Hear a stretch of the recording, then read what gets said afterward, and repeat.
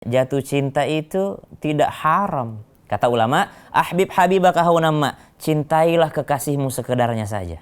Oh. Kamu nanya, Ustaz jawab. Dipersembahkan oleh CDA, ikan olahan bermutu.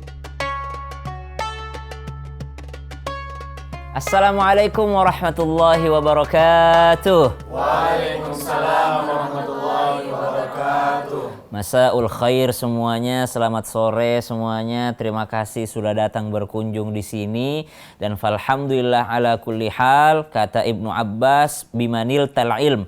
Bagaimana engkau mendapatkan ilmu wahai Ibnu Abbas? Ibnu Abbas menjawab, bilisanin saul, dengan lisan yang senantiasa bertanya. Makanya alhamdulillah sambil menunggu waktu berbuka puasa, saya mempersilahkan kepada teman-teman yang sudah hadir untuk mengajukan pertanyaan. Untuk alasan jawabannya terserah saya mau jawab atau tidak. Ada yang mau bertanya? Saya Ustadz, mau nanya dong. Allah.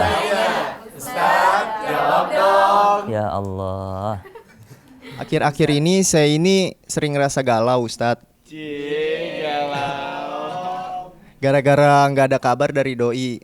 Terus gara-gara galau, terus kerjaan saya jadi terbengkalai Ustadz. Gimana ya Ustadz cara ngatasin kegalauan saya ini? Galau mengakibatkan pekerjaan terbengkalai. Galau disebabkan karena tidak ada kabar dari doi. Baik, bismillahirrahmanirrahim. Alhamdulillahirabbil alamin wassalatu wassalamu ala asyrafil anbiya'i wal mursalin sayyidina Muhammadin wa ala alihi wa sahbihi ajma'in. Subhanaka la ilma lana illa ma 'allamtana innaka antal alimul hakim. Rabbi shrah li sadri wa yassir li amri wahlul 'uqdatam min lisani yafqahu qawli. Kalau di awal kita katakan bahwasanya dapat ilmu itu dengan bertanya. Alhamdulillah Akbar sudah bertanya. Berarti Akbar bersiap untuk menerima ilmu. Ternyata pertanyaannya adalah masalah hati.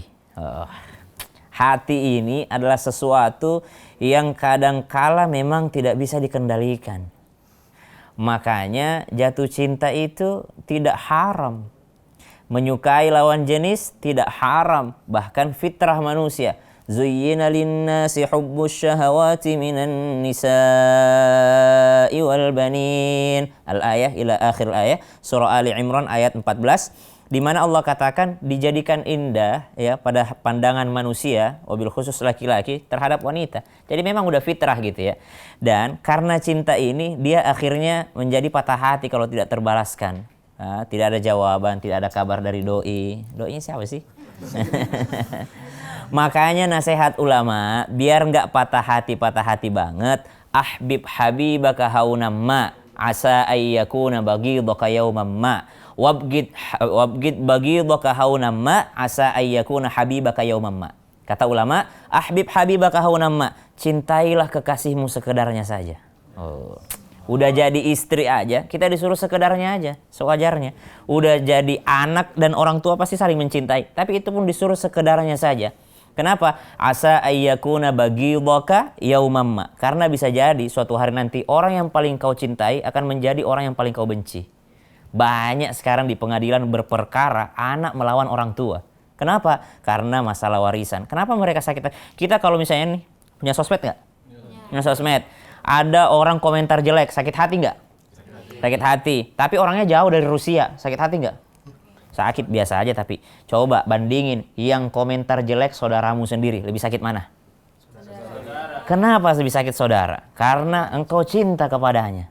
Kau cinta kepadanya. Orang lain menjelekkan kita, udah abaikan aja. Udah, ntar juga dihapus komentarnya, hilang. Subhanallah. Tapi kalau saudara sendiri, orang yang kita cintai, maka bisa jadi musuh terbesar kita. Cara pertama, cintai sekedarnya saja. Apalagi masih calon, belum jadi pasangan. Apalagi dia adalah orang lain, subhanallah. Cintanya itu udah diukur dengan logika. Ini kalau mendukung saya, subhanallah. Ini kalau menghalangi saya dalam kebaikan. Apalagi dalam hal sesuatu yang memang yang diharamkan, subhanallah. Maka yang pertama, cintai sekedarnya. Begitu pula sebaliknya. Kalau ada orang yang kau benci, benci sekedarnya saja. Karena bisa jadi benci jadi cinta, subhanallah. Jadi yang pertama, harus terukur. Yang kedua, bagaimana caranya mengatasi galau? Galau itu, hati itu digenggam oleh Allah Subhanahu wa taala. Maka mintalah sama Allah, Allahumma ya muqallibal qulub, tsabbit qalbi ala dinika wa ala ta'atik. Nah, itu doanya. Yang ketiga, dalam Al-Qur'an disebutkan, ba'da naqul a'udzubillahi minasyaitonir rajim, ولا تهنوا ولا تحزنوا وأنتم الأعلون إن كنتم مؤمنين. Allah bilang dalam Al-Quran, Allah berfirman, jangan lemah ya, jangan galau, jangan sedih. Wa antumul a'launa, karena derajatmu itu sangat tinggi. Apa yang bikin kamu sedih? Kalau engkau punya keimanan. Jadi iman dulu nih, semakin tipis keimanan seseorang, semakin gampang sedih. Ya. Kemudian tips selanjutnya biar nggak gampang galau, cintai Nabi. Kenapa ada hubungannya cinta Nabi dengan kegalauan? Subhanallah. Ada orang kaya raya, punya semuanya, tapi galau mulu, sedih mulu. Kenapa? Ternyata karena cintanya sama Nabi sedikit. Ada seorang wanita nungguin Nabi pulang dari medan perang. Dikabarin sama sahabat, wahai ibu, engkau nungguin siapa? Saya nungguin Rasulullah. Gimana keadaan Rasulullah? Wahai ibu, mohon maaf, ada kabar buruk nih, suamimu syahid di medan perang. Allahumma ghfirlahu, ya Allah ampuni dosa suamiku. Tapi gimana keadaan Nabi? Langsung dikabar lagi, anak laki-lakimu syahid di medan perang. Allahumma ghfirlahu, ya Allah anakku anak soleh, ampuni dosanya. Tapi gimana keadaan Rasulullah? Dia cuma nanyain keadaan Rasulullah doang. Dikasih tahu keluarganya meninggal, itu kan kesedihan yang luar biasa, kegalauan yang luar biasa. Tapi yang dia tanyakan keadaan Rasul. Setelah melihat keadaan Rasul, dia periksa keadaan Rasul, ternyata Rasul baik-baik saja, maka ibu itu pun bahagia. Artinya orang bisa bahagia kalau dia udah cinta sama Nabi SAW. Orang kalau di rumahnya menghidupkan sunnah Nabi, orang kalau di rumahnya sudah cinta sama Nabi SAW, maka kegalauan itu sudah tidak ada, bisa hilang kegalauan itu. Namun yang namanya manusia punya hati, punya kesedihan, ya wajar-wajar aja. Alladzina idza asabathum musibah qalu inna lillahi wa inna ilaihi raji'un. Orang tuh pasti akan diuji dengan kesedihan, berbagai macam ujian, berbagai macam kesedihan, pasti itu. Cuman Allah ajarin kita kalau lagi diuji, ucapannya apa? Inna lillahi wa inna ilaihi raji'un. Innalillah, semuanya milik Allah. Jadi kita nggak merasa memiliki. Semakin besar rasa memiliki, semakin berat rasa kehilangan itu. Semakin galau ketika dia kehilangan. Habis beli mobil baru, hari kedua ternyata mobilnya mogok mulu. Ngomel nggak? Kenapa? Karena mobilnya milik sendiri. Subhanallah. Gimana kalau misalnya si Akbar? Akbar beli mobil, subhanallah. Mobilnya rusak, ngomel nggak? Ngomel. Nama? Abror. Akbar Abror. Abror beli mobil, ya mobilnya rusak, galau nggak? Kenapa? Oh iya. Coba, innalillah. Allah ngajarin kita, semuanya milik Allah. Berarti memang bukan punya gue. Ngapain gue sedih? Ngapain saya galau gitu? Bukan punya saya kok. Innalillah, semuanya punya Allah. Sebagai makhluk yang beriman langsung yakin dulu, berarti bukan punya kita. Mau dekat sama siapapun, udah pun dia jadi pasangan sah pun, ya ini milik Allah. Jadi milik Allah. Ketika Allah ambil, ya wa inna ilaihi raji'un, dan akan kembali kepada yang memiliki. Subhanallah. Tukang parkir, filosofi tukang parkir kan nggak pernah sedih walaupun mobilnya diambil satu persatu. Ya, silih berganti mobilnya pergi, dia yang nata rapi-rapi diambil pergi. Subhanallah, nggak pernah sedih. Nggak ada tukang parkir nangis ketika mobil itu keluar, ya kecuali gak dikasih receh kali ya. Subhanallah. Jadi ternyata kalimat ini bukan hanya kalimat yang kita ucapkan saja, tapi kalimat istirja ini, innalillah, adalah kalimat yang bisa mengobati luka. Ketika kita sadar bahwa memang bukan milik kita, kita akan merasakan tidak terlalu sedih, tidak terlalu galau. Orang bukan punya saya kok. Datang Jumatan Akbar dan Abror, ternyata sendalnya Abror hilang. Apa kamu sedih? Enggak, paling ini aja nih, sok-sok sedih aja gitu ya. Ya, merasakan kesedihan teman. Beda sedihnya kalau sendal sendiri yang hilang. Ya, datang Jumatan bareng, sama-sama naik motor, motornya Abror hilang. Subhanallah. Akbar sedih tapi nggak terlalu gitu. Sedih tapi nggak terlalu. Kenapa? Bukan punya Akbar yang hilang. Subhanallah. Makanya Allah ajarin, innalillah, memang semuanya punya Allah. Tidak mungkin juga kita menanamkan innalillah kalau kita bukan orang yang beriman. Beriman nggak? Puasa nggak? Puasa nggak? Kan orang beriman kan disuruh puasa. Subhanallah. Kalau orang beriman disuruh puasa, kalau udah ngaku dirinya beriman, ya udah, galaunya bisa diatasi dengan keimanan.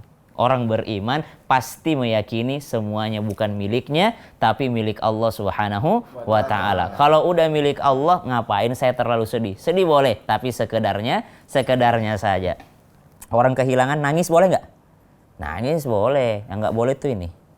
Yang nggak boleh tuh mulut yang berbicara, misalnya orang tua kita meninggal dunia. Boleh kita sedih, nangis boleh. Tapi yang nggak boleh itu adalah ketika mengatakan, ya Allah kenapa kau cabut nyawa ayahku? Siapa yang menyekolahkan aku nanti? Siapa yang menafkahi aku? Padahal rezeki itu dari Allah.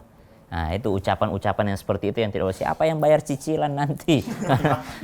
Ucapan-ucapan yang tidak boleh diucapkan seakan-akan meremehkan Allah. Tapi wajah ataupun daripada air mata itu adalah halal saja. Jadi ternyata galau itu bisa diatasi kalau kita yakin semua bukan milik kita tapi miliknya Allah Subhanahu wa taala. Galau boleh, terlalu galau yang tidak boleh. Baik, sama-sama kita baca doa yuk sebelum tiba waktu berbuka puasa, karena waktu menjelang buka puasa adalah waktu diijabah doa, waktu mustajabnya doa. Bismillahirrahmanirrahim. Bismillahirrahmanirrahim. Zahabal dhama wa batallatil uruq wa thabatal ajru insyaallah. Allahumma taqabbal minna siyamana. Allahumma laka sumtu wa bika amantu wa alaika tawakkaltu wa ala rizkika aftartu birahmatika ya arhamar rahimin. Baiklah, insya Allah besok main kesini lagi ya. Silahkan pulang, buka di tempat masing-masing karena saya tidak menyediakan buka puasa. Wassalamualaikum warahmatullahi wabarakatuh. Waalaikumsalam warahmatullahi wabarakatuh.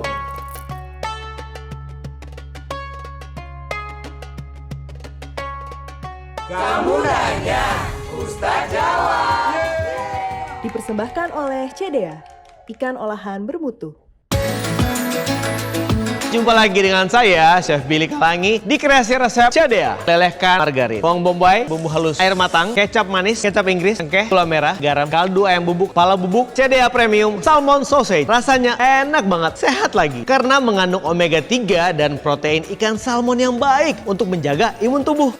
Tepung maizena, cik semur sausage ala CDA. Temukan resep menarik CDA yang lain di sosial media kami. CDA, ikan olahan bermutu.